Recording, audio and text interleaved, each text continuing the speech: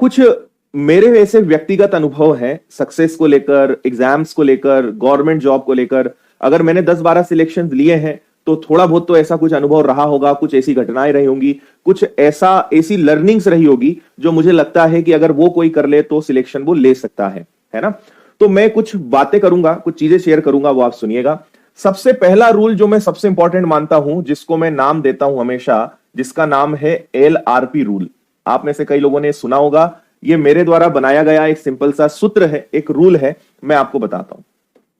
L का मतलब होता है लर्न, R का मतलब होता है रिवीजन और P का मतलब होता है प्रैक्टिस। लर्न, रिवीजन, प्रैक्टिस जब तीनों टकराते हैं तो सक्सेस निकल कर आती है, सफलता निकल कर आती है।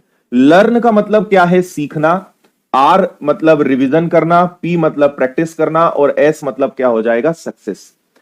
बहुत छोटी बात है, लेकिन आप में से बहुत सारे लोग ऐसे हैं जो इन तीनों में से कहीं ना कहीं कमी छोड़ देते हैं। मैं हमेशा मैथ्स का उदाहरण देता हूं कि मान लीजिए आपने लर्निंग पर भी 10 घंटे दिए, रिवीजन पे भी 10 घंटे दिए, प्रैक्टिस पर भी 10 घंटे दिए। आपने तीनों को बैलेंस किया, तीनों पर बराबर ध्यान दिया, आपने तीनों पर मेहनत करी, तो आपकी सक्सेस पता है कितना गुना होगी? 1000 गुना होगी।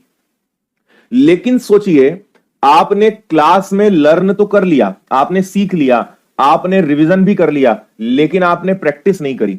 आपने लर्निंग पे बहुत मेहनत करी, आपने रिवीजन पे बहुत मेहनत करी, लेकिन आपने प्रैक्टिस को करा ही नहीं, प्रैक्टिस पे आपने ध्यान ही नहीं दिया।